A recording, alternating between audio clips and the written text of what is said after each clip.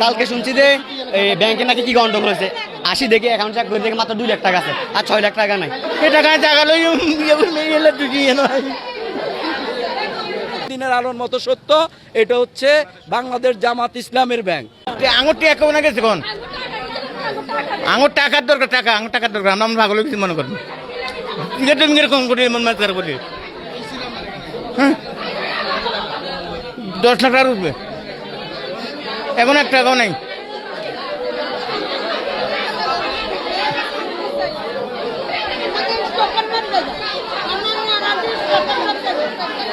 টাকা জাগালোই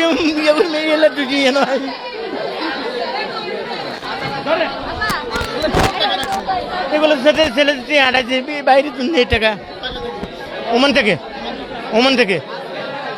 ওমানের টাকা।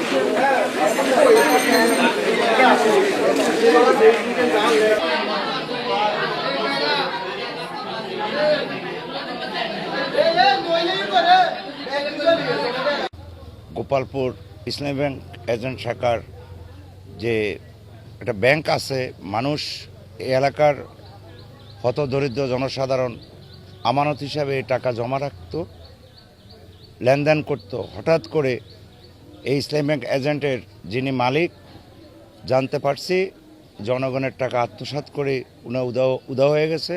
আমি আশা রাখি এবং প্রশাসনের দৃষ্টি আকর্ষণ করছি যেন সাধারণ মানুষের যে আমানতের টাকা তদন্ত করে উদ্ধার করে দেওয়ার জন্য এলাকা মানুষের গরিবদের আমানতের টাকা যেন ফিরিয়ে দেওয়া হয়, সেই যেন ব্যবস্থা করা হয়। এবং এই ব্যাংকের সাথে যিনি জড়িত উনি তদন্ত করে ওনাকে শাস্তির আওতায় এনে মানুষের টাকা উদ্ধার করার ব্যবস্থা করার জন্য বিশেষভাবে আমি এলাকার মানুষের জনগণের পক্ষ থেকে, গ্রাহকদের পক্ষ থেকে অনুরোধ করছি। আমি গোপালপুর ইসলামী ব্যাংক এজেন্ট ব্যাংকের একজন গ্রাহক। তো এইটা ইতিমধ্যে আপনারা সবাই অবগত আছেন যে এই ব্যাংক থেকে যে মালিক পক্ষ ছিল, এজেন্ট পক্ষ, অনেক 7-8 কোটি টাকা নিয়ে সে এখান থেকে চলে গেছে। এই অ্যাকাউন্টে আমার নিজের অ্যাকাউন্ট আছে, আমার অ্যাকাউন্টের কোনো টাকা যায় নাই, কিন্তু আমার ছোট ভাই, আমার চাচাতো ভাই সহ এলাকার অনেকেরই টাকা, যারা এফডিআর, ডিপিএস এই ধরনের লেনদেনগুলো এখানে করছে, ভুয়া মানি রিসিট দিয়ে এবং ভুয়া কাগজপত্র দিয়ে তাদের কাছ থেকে টাকা গ্রহণ করছে। আদৌ তাদেরকে সঠিক কোনো কাগজপত্র দেয় নাই, যার কারণে এখানে যারা এখন মালিক পক্ষ চলে যাওয়ার পরে সবাই ব্যাংকে চেক করতে আসি, দেখে যে এই ধরনের ডিপিএস তাদের নামে নেয়।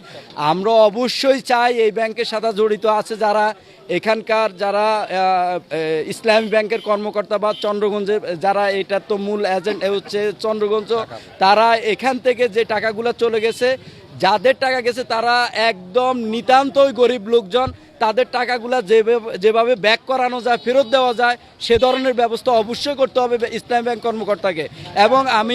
এবং আমি আশা করব, আমরা যতটুকু জানি ইসলামী ব্যাংক বাংলাদেশ জামাত ইসলামের ব্যাংক, বাংলাদেশ জামাত ইসলামের এই ইউনিয়নে যারা দায়িত্ব আছে, আমাদের আমির সাহেব, আমাদের শ্রদ্ধেয় শিক্ষক সহ এই এলাকার মান্যগণ্য বা সম্ভাব্য চেয়ারম্যান প্রার্থী আলাউদ্দিন মামুন ভাই সহ যারা আছেন, তারা দায়িত্ব নেবেন।